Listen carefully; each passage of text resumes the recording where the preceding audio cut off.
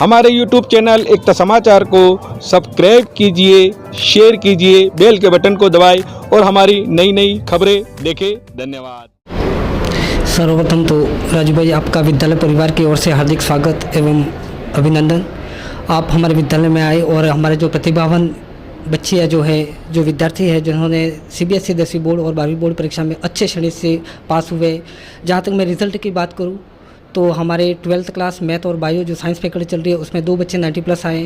और रही बात 10वीं की, तो 10वीं में हमारे 4 से 5 बच्चे 90+ है और उन्होंने जो अच्छी मेहनत तो की ही, साथ ही मैं ये भी बताना चाहूँगा कि परम श्रद्धेय संस्था प्रधान महोदय के मार्गदर्शन में समस्त स्टाफ साथियों ने अच्छी मेहनत की है और स्टाफ साथियों के साथ साथ बच्चों ने भी अच्छी मेहनत की है, क्योंकि ताली एक हाथ से नहीं बजती, ताली बजाने के लिए 2 हथेलियों की ज़रूरत पड़ती है। तो निश्चित तौर पर मैं ये कहूँगा कि स्टाफ के साथ साथ बच्चों ने भी काफ़ी मेहनत की और बच्चों के साथ साथ स्टाफ ने भी काफ़ी मेहनत की, जिसका परिणाम ये है आपके सामने है। और हमारे जो बालक बालिकाएं जो 10वीं बोर्ड और 12वीं बोर्ड में है, उनके उज्जवल भविष्य की हम कामना भी करते हैं। जो लक्ष्य वो लेकर चल रहे हैं, हम उम्मीद करते हैं कि उस लक्ष्य में 100% वे सफलता प्राप्त करें।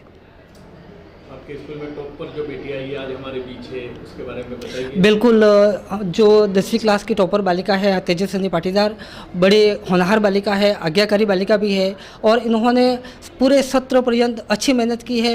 रेगुलर क्लास आती है बच्ची और किसी भी तरह का यानी इनडिसिप्लिन नहीं कह सकते हम हमारी बालिका को। अनुशासन, बड़ी अनुशासन बालिका है।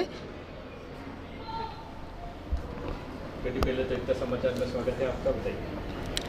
Firstly, I want to thank Ekta Samachar for giving me this opportunity to present my views to all people, to share my views. So firstly, my school name is Swami Vivekananda Government Model School, Sagwada, and I got 95.6% in class 10th. And I want to give this credit to my all teachers and my parents. They always motivated us to do my best.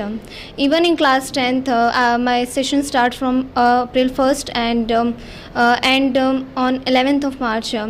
My last paper is maths.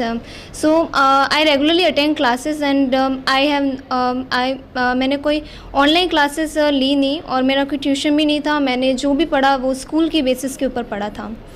And my maths teacher is Nakulji sir, and English की teacher Nilesh sir, and SST की teacher Prakash ji sir, Hindi की teacher Angari ji, Vinod ji Angari sir, and science की teacher Mayur ji sir. इन्होंने जो पढ़ा है वही पूरे मैंने साल पढ़ा है, इसके अलावा दूसरा मैंने कोई कंटेंट नहीं लिया है। इवन उन्होंने जो गाइड्स मेरे को सजेस्ट की वही मैंने पढ़ी है। इवन हिंदी के अंदर तो सर ने जो क्लास के अंदर पढ़ा है, दैट्स मेरा बोर्ड के अंदर जो पेपर था उसके पहले भी मैंने वही सारा पढ़ा, उसके अलावा कुछ नहीं। और इनफैक्ट मैं एक चीज़ जो कि मेरे को पूरे साल जिसने मेरे को मदद की कि मैं इतने 95.6% ला सकी, वो ये चीज़ थी कि डायरी।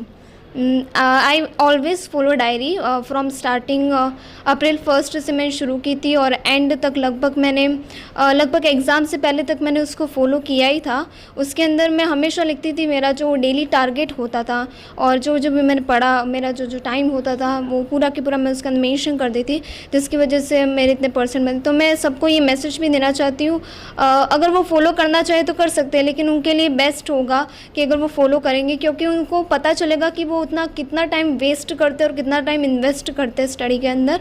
और उसके अंदर ये भी मेंशन करना कि आप जो डेली एक्टिविटीज़ करते हैं, जो कि उससे वो और ज़्यादा इम्प्रूव कर पाएंगे, कि और ज़्यादा उनकी जो सिटिंग हैबिट है स्टडी के टाइम पे, जो यूजुअली स्टूडेंट्स क्या होते हैं कि 3 से ज़्यादा घंटे बैठ नहीं पाते एक जगह के ऊपर। तो उससे क्या होगा कि वो हमेशा अगर लिखेंगे और अगर हमेशा वो टारगेट बनाते हैं और अगर वो रह भी जाता है तो उन्हें यूँ होगा कि अगर उनका टारगेट रह गया तो अगले दिन वो कंप्लीट करेंगे।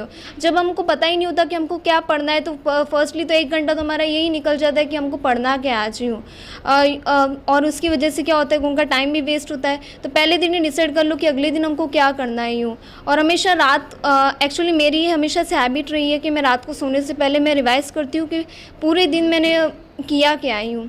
हर एक छोटी से छोटी चीज़, मतलब कि सुबह उठी थी और शाम को तक मैंने पूरा की पूरा, मतलब कि जो जो भी स्कूल के अंदर पढ़ाया था उससे लेकर छोटी से छोटी चीज़ ताकि वो रिमेंबर कर सकूँ।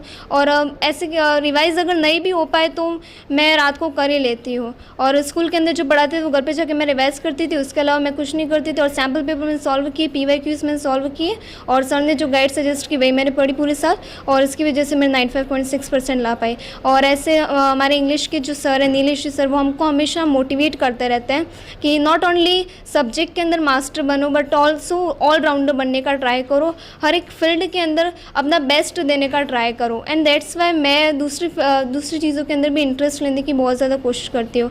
लाइक 3 चीज़ें जो कि सर ने आज भी हमको बताया था प्रेयर असेंबली में, 3 पीसेस लाइक परसिवरेंस, परसिस्टेंस और पेशेंस, जो कि सबके अंदर होना चाहिए ताकि वो अपने एम को अचीव कर सकें।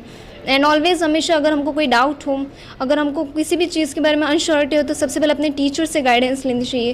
बिकॉज ऑनलाइन प्लेटफॉर्म के ऊपर भले ही हमको टीचर पढ़ा सकता है लेकिन वो हमको गाइड नहीं कर सकता इतनी अच्छी तरीके से जो कि हम अपनी टीचर स्कूल से जितना टीचर से हम कर सकते उतना, मतलब कि ऑनलाइन प्लेटफॉर्म के ऊपर उतना नहीं बता सकता, क्योंकि अपने डाउट्स उतने सारे सॉल्व नहीं कर पाते जितना हम स्कूल में कर पाते हैं।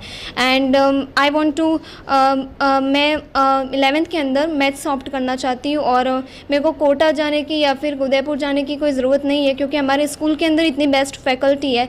लाइक बायो के अंदर हितेश्री सर हैं और मैं फिज़िक्स के अंदर जतिन जी भट्ट सर और मयूर जी सर है, केमिस्ट्री के लेक्चरर, मैथ्स के सर नकुल जी सर। और उसकी वजह से मेरे को कोटा जाने की ज़रूरत नहीं, ना ही उदयपुर जाने की ज़रूरत है। मैं यहाँ पे ही अपना जो एम है उसको पूरा कर सकती हूँ। एंड फ्यूचर में मेरा एम है कि मैं IPS ऑफिसर बनूँ।